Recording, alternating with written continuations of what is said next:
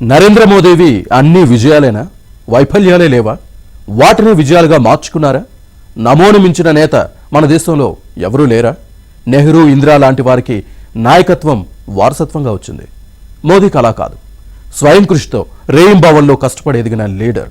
అందుకే ఎన్ని ఆటుపోట్లు వచ్చినా తట్టుకోగలుగుతున్నారు.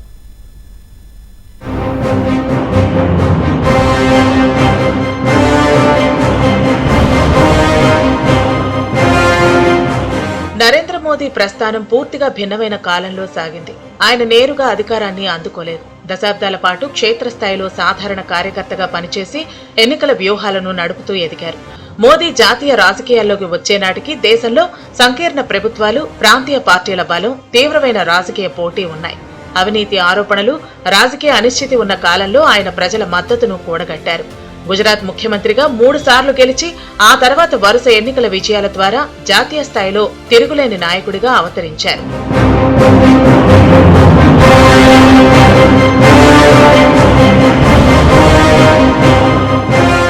నెహ్రూ కాలంలో కాంగ్రెస్ పార్టీకి తిరుగులేని ఆధిపత్యం ఉండేది. మోదీ ఎన్నికల యుద్ధంలో పోరాడి గెలిచారు. పైగా యూపీఏ అధికారంలో ఉండగా కేంద్రంతో ఢీకొని ప్రధానిగా ఎన్నికయ్యారు. ఓటర్ల ఆలోచనలు మార్చి ప్రాంతీయ సమీకరణాలను తట్టుకుంటూ జాతీయ స్థాయిలో భారీ మెజార్టీ సాధించడం మోదీ ప్రత్యేకత. ऑपरेशन सिंदूर उसी आक्रोश की अभिव्यक्ति है। 22 तारीख के बाद हमने हमारे सेना को खुली छूट दे दी। रणनीति वो तय करे, लक्ष्य वो तय करे, समय भी वो चुने और हमारी सेना ने वो करके दिखाया। कई दशकों तक कभी हुआ नहीं। सैकड़ों किलोमीटर दुश्मन की धरती पर घुस करके आतंकी हेडक्वार्टर्स को मिट्टी में मिला दिया, आतंकी इमारतों को खंडहर बना दिया। అయితే నరేంద్ర మోదీ ప్రధానిగా పనిచేసిన 12 ఏళ్ల కాలంలో కొన్ని వైఫల్యాలు కూడా కనిపిస్తున్నాయి. నిరుద్యోగ సమస్య ఏమాత్రం తగ్గలేదు. రూపాయి విలువను పెంచుతామన్న మోదీ ఆ పని చేయలేకపోయారు. మోదీ 2014లో బాధ్యతలు చేపట్టినప్పుడు డాలర్తో రూపాయి మారకపు విలువ 60గా ఉండేది. ఇప్పుడు సెంచరీకి చేరువలో ఉంది. 2016 నాటి పెద్ద నోట్ల రద్దు నిర్ణయం ఆర్థిక వ్యవస్థకు, ముఖ్యంగా అసంఘటిత రంగానికి మరియు చిన్న వ్యాపారులకు తీవ్ర నష్టాన్ని కలిగించిందనే విమర్శ వచ్చింది. నోట్ల రద్దు వల్ల అనుకున్న లక్ష్యం నెరవేరలేదు. పట్టుదల, విశ్వాసము, ధైర్యము, ప్రజల్లో ఏర్పడినటువంటి నమ్మకము, దీని కారణంగా వారు ఆర్టికల్ 370 తీసినప్పుడు కూడా ఏ గొడవ జరగలేదు. అయోధ్య రామాలయ నిర్మాణం జరిగి దాన్ని పూర్తి చేసుకున్నా కూడా ప్రజలందరూ మతాలకు అతీతంగా ముందుకొచ్చి అందరు రకాలుగా మద్దతు ఇచ్చారు.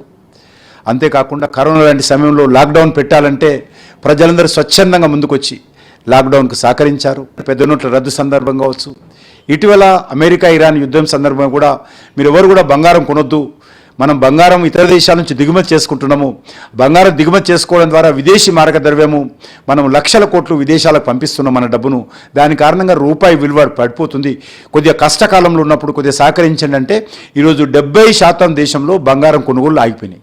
70%. ఒక్క ప్రధానమంత్రి గారు ఒక్క హైదరాబాద్లో వచ్చినటువంటి ఒక పిలుపుతో. మోదీ ప్రభుత్వ హయాంలో రైతుల ఆదాయం రెట్టింపు అవుతుందని భావించారు. అయితే అది జరగలేదు.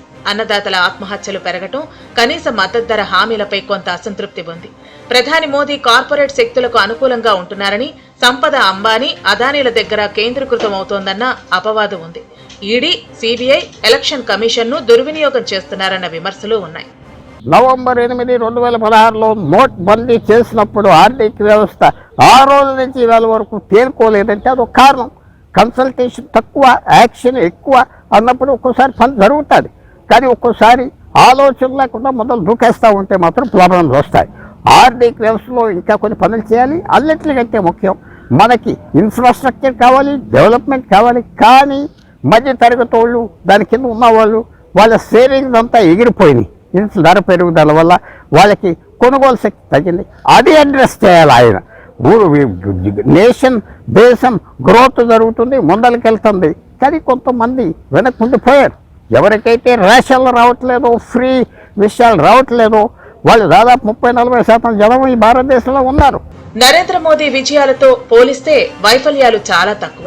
మోదీ దార్శనికతతో భారత్ ప్రపంచంలోనే 4వ అతిపెద్ద ఆర్థిక వ్యవస్థగా ఎదిగింది. మౌలిక సదుపాయాల కల్పన, సహకార సమాఖ్య విధానంతో 2047 నాటికి అభివృద్ధి చెందిన దేశ సాధనే లక్ష్యంగా ఆయన భారతదేశాన్ని నూతన స్వర్ణయుగం వైపు నడిపిస్తున్నారు. నేషన్ ఫస్ట్ అంటూ దేశ ప్రయోజనాలకే ప్రాధాన్యతనిస్తున్నారు. యోగా, ధ్యానం వంటి వాటితో ఆధునిక సాంకేతికత, డిజిటల్ పాలనతో అనుసంధానించడం ద్వారా ప్రధాని మోదీ 21వ శతాబ్దానికి సరికొత్త మార్గదర్శకత్వం వహించారు. డిజిటల్ పబ్లిక్ ఇన్ఫ్రాస్ట్రక్చర్, జన్ధన్ ఖాతాలు, ఆధార్ అనుసంధానం, యూపీఐ, ప్రత్యక్ష ప్రయోజన బదిలీల ద్వారా మానవ చరిత్రలోనే అతిపెద్ద ఆర్థిక సమ్మిళిత కార్యక్రమాలలో ఒకటి. నరేంద్ర మోదీకి ఇది సాధ్యమైంది. గతంలో లీకేజీలు, మధ్యవర్తుల వల్ల సంక్షేమ పథకాలు పేదలకు చేరేవి కావని, అయితే సాంకేతికత సహాయంతో మధ్యవర్తులను తొలగించి 51 లక్షల కోట్లకు పైగా నిధులను నేరుగా లబ్ధిదారుల ఖాతాల్లోకి బదిలీ చేయటం ఒక విప్లవాత్మక మార్పు.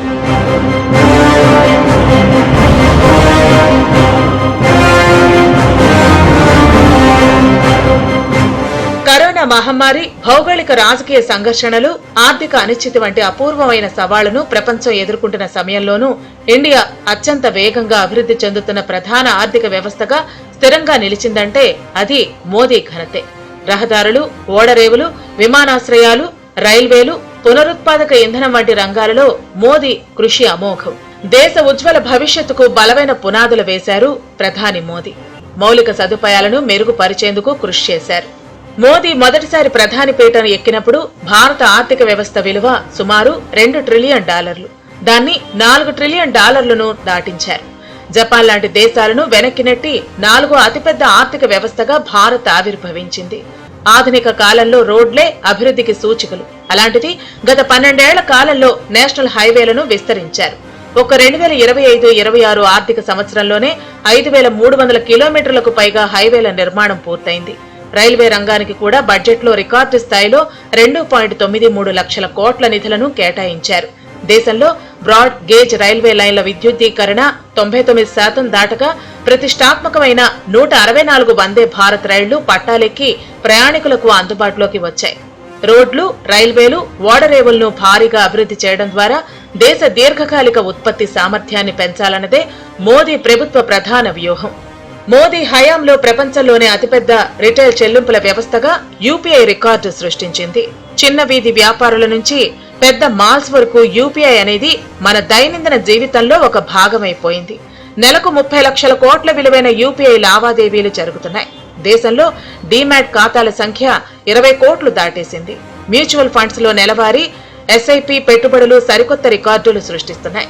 విదేశీ పెట్టుబడిదారులు మార్కెట్ నుంచి వెనక్కి తగ్గుతున్న సమయంలో కూడా మన దేశీయ పెట్టుబడిదారులే మార్కెట్ను కుప్పకూలకుండా కాపాడుతున్నారు ప్రధాని మోదీ.